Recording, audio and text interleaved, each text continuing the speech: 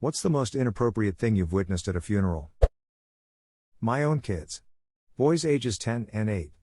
At their great-grandfather's wake, they got a chair and moved it to the casket and started making his mouth into smiley face. Laughing the whole time. When me and their grandfather, my father-in-law, saw it, I immediately pulled them away and told them they shouldn't do that. Grandpa laughed and said it's fine, he would have really loved that they did that. We later found out that the great-grandfather had asked the funeral home ahead of time to put a sign in his hand that said thanks for coming, but they refused.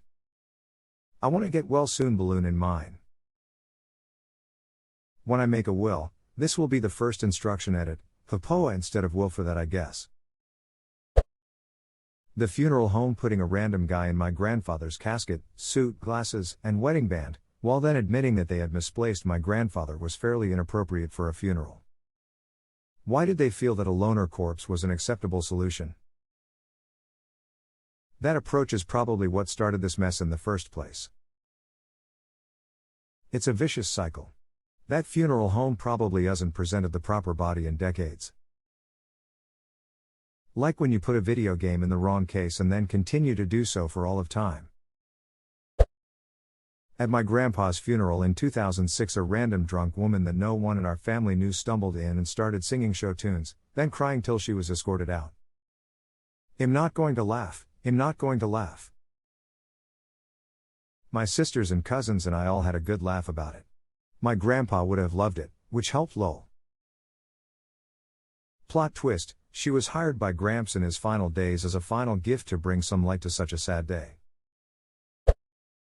An estranged uncle driving past my grandmother's funeral playing Another One Bites the Dust. Edit, to everyone apologizing for laughing or whatever, please don't. It's no longer a sore point for me or my family. That uncle was suffering from a mental breakdown due to drug abuse and a high-pressure job, and that combination eventually took its toll. It makes it easier to deal with than if he was just being a spiteful prick, as we thought at the time. My step-grandmother died a few months before the Borat movie came out, so everyone was in full-blown Borat mode. Someone's phone went off and their ringtone was "Throw the Jew down the well." Edit, she, as well as most of the people attending the funeral, were all Jewish. Did your step-grandfather walk up to the casket and say, "My wife"? Grandfather, it was the woman he married after divorcing my grandmother. And he cracked a smile. At my cousin's funeral, one of my relatives literally tried jumping in the casket with him. Really traumatizing experience, I might add. They're just the funeral booster. Pay him $1,000 for that. Every funeral needs a hype man.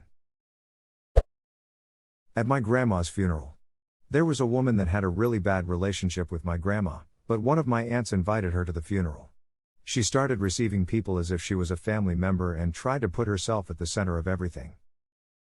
We had someone sorta like that too. One of my cousin's girlfriends that everyone royally disliked. I honestly don't think my cousin even likes her that much, but that's a different issue altogether. Uncle died and she acted like her own father died to all my cousins' faces who were incredibly close with their father and in completed devastation mode. Grandma died and she did the same and tried inserting herself as the caretaker of everyone. Like, listen bitch, read the room. Let me and my mother comfort each other. We do not want your comfort right now, go bother someone else. This is only tangentially related, but my grandpa died while I was in junior high. I was in drama and he had helped build a lot of the sets for our plays, so I think my mom and teacher worked out that they'd tell the class when the viewing was if they wanted to go. I'm not sure what happened next, but somehow word got around and something like half my grade showed up, not to the viewing, but to the funeral. There wasn't even enough seating, so you had like 50 teenagers just standing in the back of the chapel. It was the weirdest thing. Especially since most had never even met my grandfather, and I'm pretty sure many didn't even know who I was. Plus none of us could drive at that age, so somehow they all convinced enough of their parents to drive them to a funeral at a mortuary across town in the middle of a school day. I'm convinced that half my 9th grade class used my grandfather's funeral as an excuse to get out of school for a day. Similar thing happened at my school. In 6th grade I was placed with another friend to a desk clump with a boy that was the weird kid. The teacher told us in private that all the other kids had asked to be moved out of his desk clump and so she wanted us to sit with him, probably because we weren't total dicks like the rest of the class.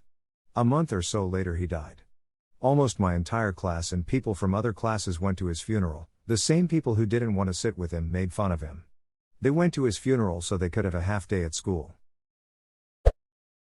At a family friend's funeral, a man I allegedly met when I was 3 came up behind me, pulled my head back by placing his hand on my neck, and told me that I might not remember him now but I will someday.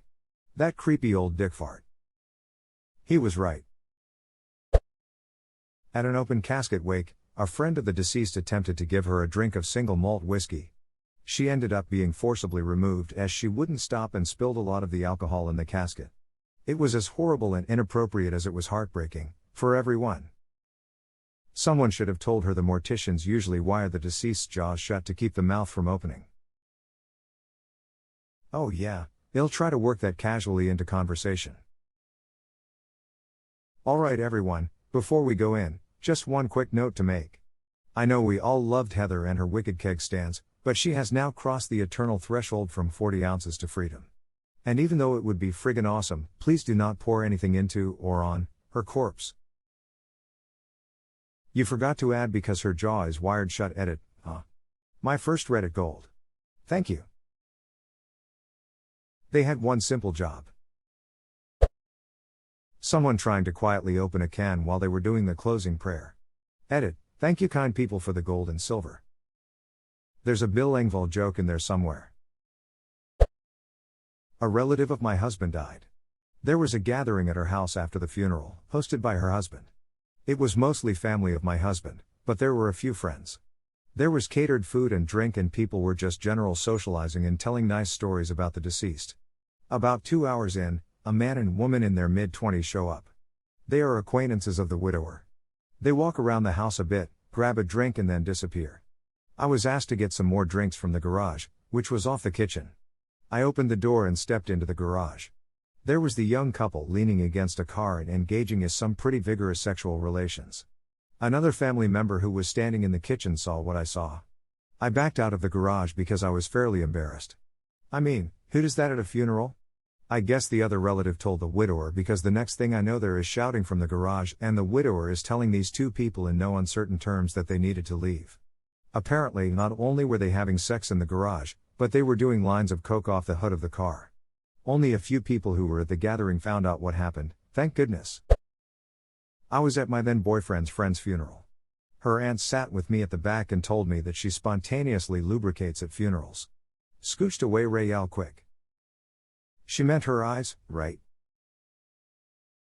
Her whispering eye. Ease up there, Augie. I witnessed the estranged drunk and druggy daughter of a family friend come screaming into the visitation looking for her brothers because she had found out she was never written into the will. It was a hell of a scene. #X200B edits, I had to actually ask because people brought up good points. #X200B, this was in Missouri. Missouri is an affirmative disinheriting state. The will according to brother number 1 said she was actively excluded from the official will and entitled to no portion of the estate, named her ex-husband a portion of the home sale. Brother number 2 bought his father out and kept it, and the remaining estate to both of her sons. The daughter was allowed personal effects, hence the police escort when getting them, probably to ensure she didn't try and swipe anything else. His mother had handwritten an unofficial one to be read to her children. #X200B, also, Ash had every chance to get clean between 16, 18 and 27. Both parents were more than willing and able to pay for treatment. She actively chose not to, as well as actively chose not to seek treatment for whatever was going on in her life that caused her to turn to drugs as a way to cope. She wasn't even going to come to the funeral until she checked with the lawyer the day of and flipped shit. Not super inappropriate, but my grandfather was always a trickster. He had a great sense of humor. He had this little song he would sing to me, my siblings, and my little cousins where he would just repeat the words poo poopy doo over and over. At his funeral, my aunt was telling stories about him and in the middle of her telling a story, my 6-year-old cousin screamed poo poopy doo in front of 50 people. Needless to say it lightened the mood a little bit and made everyone a little happier remembering him in a good way. Edit, for people asking, it's not the Betty Boop song Smile. Was your grandfather Kanye? Scoop to whoop to poop. Poopity scoop.